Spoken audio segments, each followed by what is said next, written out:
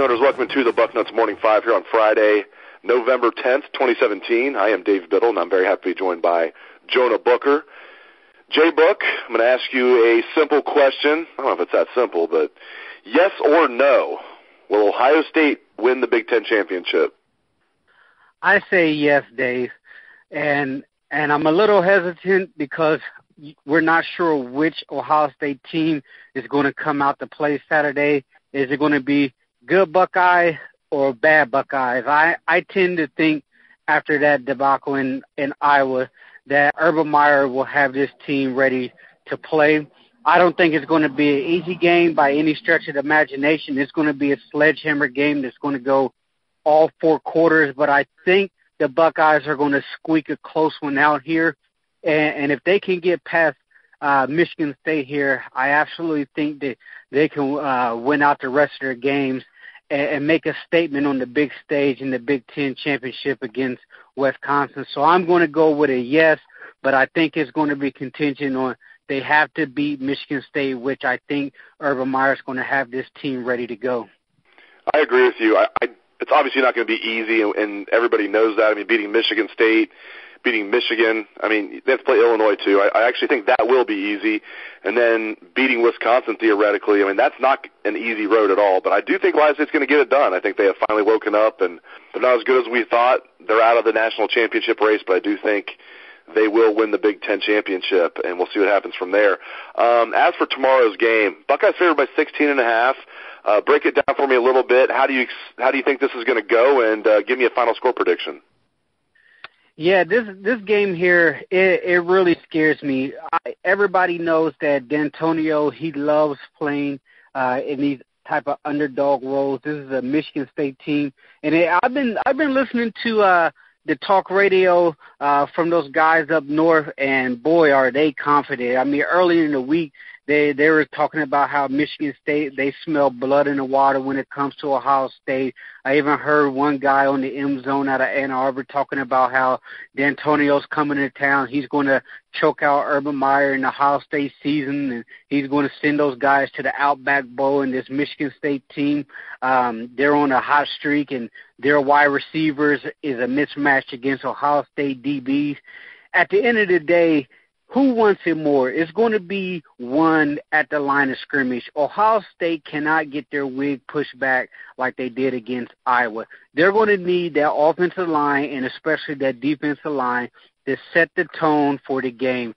As Urban Meyer said earlier this week, whoever wins the line of scrimmage wins the game. It's going to be a hard-hitting, sledgehammer type of game. Michigan State, they're going to come in with some bad boys that D'Antonio has picked up that were low-hanging fruit in Ohio. Those guys always get up for the Buckeyes. I expect nothing more than a physical, close game. I have the Buckeyes squeaking it out. I still can't believe Vegas has this game as a 2-touchdown and a hook on here. I know some places have it down to 15.5, but I like Ohio State 24-20, beating Michigan State in a close one and then going on to beat Michigan to get to the Big Ten championship. Yeah, I have Ohio State winning 31-17, and when I came up with that score, I'm thinking, well, I'll have them. I just feel good about this game for some reason. It's just Urban Meyer. It just takes a loss to wake him up. Although we haven't seen him lose by 31, 15, and then 31 like we have in these last three losses. So maybe something's changed, but I thought I was a little optimistic, and I thought, okay, I'm going to pick Ohio State to win and cover. And then I looked at the point spread, thinking, wow, I have Michigan State covering, even though I have Ohio State winning 31-17. So, yeah, that point spread seems a little bit high, but maybe when the dust settles, we'll realize why it's that high. But, yeah, I have the Buckeyes winning 31-17, but not covering. Go ahead. Hey, I got a question for you. I've been dying to ask you. This season hasn't turned out the way a lot of us expected, especially JT Barrett's senior year. What do you think this game means to Urban Meyer and his legacy? I mean, the fans are grumbling. You go on social media and people are saying that he's underperformed as an in-game coach, hell of a recruiter, but when it comes to his in-game decision making and decisions about who should be playing over certain kids, a lot of fans are grumbling. What do what do you think about this Michigan State game as far as, you know, the views of Urban Meyer? Some people are calling him Big Game Bob 2.0 because he can't win the big games any longer. What do you think, Dave? He can't lose this one, or the whole Urban Meyer mystique goes out the window. He absolutely has to win this game because if all of a sudden now you have 3 losses, you can't say, well, you know, they weren't up for the Oklahoma game, or Iowa took them by surprise, and he's never lost more than 2 games in this season at Ohio State, and they're still in the driver's seat to win the Big Ten championship, and still, in fact, they're the favorite to win the Big Ten championship. That's what everybody will say if they beat Michigan State. If they lose to Michigan State, J-Book, I mean, it's going to be tough sledding to defend that this is the same Urban Meyer that came to Ohio State with the same fire. I still think he is the same guy, because I remember in the 2014 season people saying the same thing, like he's lost the fire, doesn't have the same look, and then they win the national championship. I do think he needs to give more control over to Kevin Wilson. I feel like Kevin Wilson's taken a lot of bullets for this team. Interviewing him a couple nights ago after practice, it was like, you know, he's saying things like, well, we got to find more ways to get J.K. Dobbins involved and this and that. And people keep asking him, well, how come you don't just do, you know, just tailback runs and forget about the zone read? And I was waiting for Kevin Wilson, J-Book, to say, do you know who the head coach of this team is? Do you think he's going to let me just, hey, Urban, I know this is your offense, but I'm just going to do what I want to do. I'm going to take the bull by the horns here and do what I want. But I do think that's what Urban needs to do, J-Book. I want you to comment on that. I think he needs to give Kevin Wilson, and he has given him more freedom since the Oklahoma game, because the Oklahoma game was a carbon copy of Ohio State's offense in the last couple seasons. I have seen progress in the right direction. For some reason against Iowa, they reverted back to the same bullshit, and I feel like Urban just needs to give Kevin Wilson more control. Yeah, it's frustrating to me. I really feel that this coaching staff has shortchanged J.K. Dobbins about 400 yards this season rushing because they refuse to give him direct handoffs. I mean, obviously the book is out. If you want to stop Ohio State offense, everyone knows they're going to run the zone read. So what did Iowa do? They basically was sprinting guys directly at J.K. Dobbins and forcing J.T. Barrett to run the football. Okay, JT, he may pop one here and there, but he's not going to house it. I mean, he'll get you 6, maybe 7, and if you read it right, you can put him in 2nd and 3rd and long and force him to have to read the defense. But I 100% agree with you. He needs to let go of the offense, let Kevin do his thing. But at the end of the day, you know, and I know, and Ohio State fans know, the zone read is Urban's baby. And what did he say post-game? The zone read and the quarterback run is basically, he said, his get-out-of-jail-free card. So to me, it tells me when he starts going crazy with it, he's panicking. He's panicking on the field because he doesn't know what's being thrown at him, so he's going to rely on that quarterback run with JT. And I'm pretty sure Kevin Wilson is probably banging his head against the press box window because that's probably not what he wants to run. But they just have to find a way to get J.K. Dobbins the ball. And you guys and it was on the front row message board.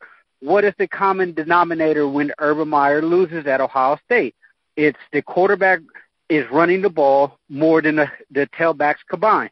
So the stats that was posted on the front row is every time Urban has lost at Ohio State, the quarterbacks are averaging 17 carries a game, and the running backs total combined as a unit is only carrying the ball 13 times. That's just absurd. I mean, I don't know how many times and how many examples you have to learn from, starting with the Big Ten championship, not getting high the ball, to Zeke, to Dobbins. I mean, it's almost like a broken record, but it's a different offensive coordinators each year that you have these in-game meltdowns from the coaching staff not getting their playmakers to football.